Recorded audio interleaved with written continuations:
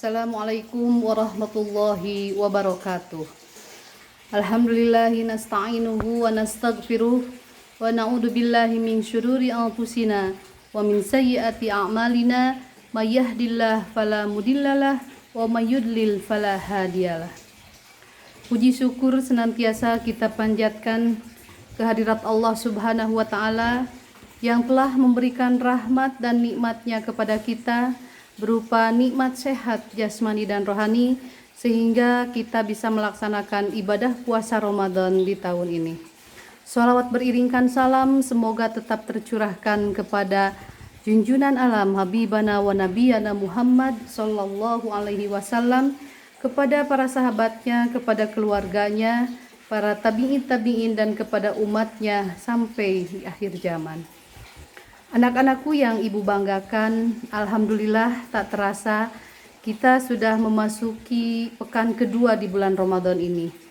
Tentunya sudah banyak amalan-amalan yang kita tunaikan sebagai upaya melengkapi ibadah puasa kita.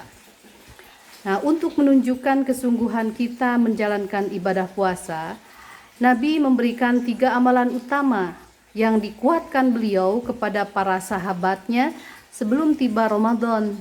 Nah, dan sampai sekarang menjadi kurikulum Ramadan. Nah, jadi alangkah baiknya kita membuat kurikulum Ramadan dengan cara membuat agenda harian supaya tidak pusing dan ada target. Misalnya mulai hari pertama apa yang mau dikerjakan, kemudian hari kedua dan seterusnya.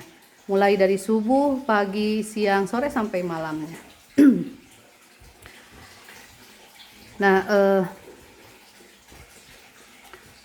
meningkatkan ada 3 amalan yang disampaikan oleh Nabi, yaitu amalan pokok. Yang pertama adalah meningkatkan sholat.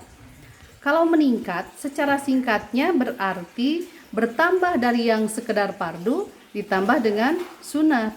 Maka dalam menjalankan ibadah puasa, coba keluarkan semua jenis sholat sunat. Nah, yang pertama ada sholat sunat rawatib. Sholat sunat rawatib ini ada 12 rakaat yang melekat pada sholat fardu dan menentukan untuk memperbaiki sholat fardu kita. Nah, jadi menambah kalau yang tadinya kurang khusyuk ditambah dengan sholat sunat rawatib.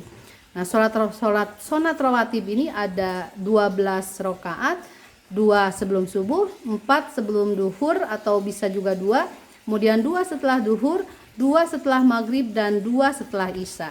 Nah, di luar itu adalah sholat mutlak atau sholat sunat mutlak.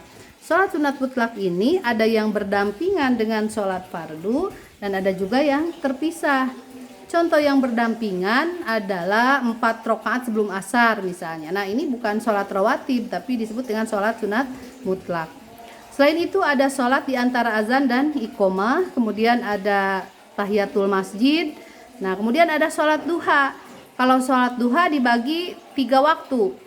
Awal duha itu, yang pertama awal duha 1,5 jam setelah subuh. Misalnya kalau subuh jam 4:30, maka jam 6 itu sudah masuk awal sholat duha yang disebut dengan syuruk atau waktu masyruk. Kemudian yang kedua, pertengahan duha sekitar jam 8, jam 9 sampai jam 10 lah batasnya. Nah, 2 sampai 4 rakaat. Fungsinya yaitu 1, mengganti seluruh dzikir yang ada dalam tubuh kita. Misalnya mata berzikir, telinga, lisan berzikir bisa diganti dengan sholat duha di waktu pertengahan itu.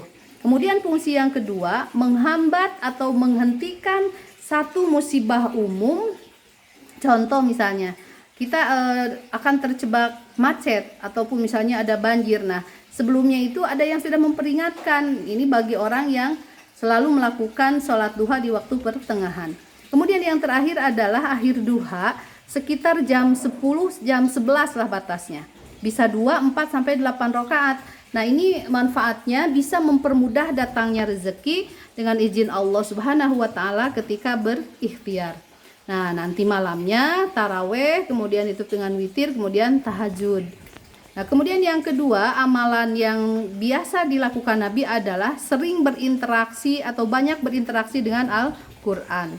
Caranya bagaimana? Yang pertama, banyak membaca.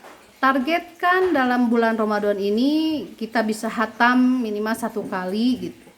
Nah, kemudian biar tidak capek membacanya, bisa dibagi-bagi setiap waktu sholat fardu, bisa sebelum dan sesudahnya gitu.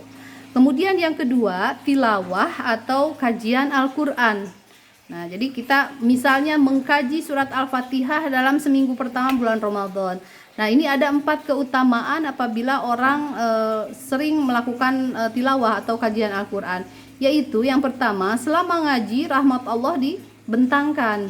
Kemudian kalau ada keinginan kemudian berdoa, insya Allah dikabulkan. Kalau kita beristighfar diampuni. Dan yang keempat keutamaannya adalah diberi ketenangan dalam jiwa. Anak-anakku yang ibu banggakan, amalan yang terakhir, yang ketiga adalah infak. Nah, ini hadisnya dari Ibnu Abbas. An Ibnu Abbas radhiyallahu anhu qol, kana Nabi sallallahu alaihi wasallam ajwadan nas wa ajwadu ma akunu fi Ramadan. Bahwasanya Nabi Shallallahu alaihi wasallam adalah orang yang sangat luar biasa dermawan dan lembut, dan bertambah dermawan ketika memasuki bulan Ramadan. Nah, apa yang dilakukan Nabi Shallallahu alaihi wasallam? Yaitu Nabi mensupport sahabat-sahabatnya untuk berinfak. Karena itu, karena kita tahu bahwa betapa banyaknya atau berapa banyak pahala yang Allah janjikan buat orang yang beramal soleh di bulan Ramadan. Jangan berpikir banyak jumlahnya uang yang kita infakkan, ya ini semampu kita gitu. Tapi sudah ada niat ingin berinfak, walaupun misalnya 1 hari 1.000 ataupun 500 perak atau 500 rupiah, nah itu insya Allah pahalanya akan dilipat gandakan. Nah, demikian ya 3 amalan pokok yang biasa dilakukan Nabi di bulan Ramadan. Demikian yang bisa Ibu sampaikan. Terima kasih atas segala perhatiannya. Billahi taufiq wal hidayah. Wassalamualaikum warahmatullahi wabarakatuh.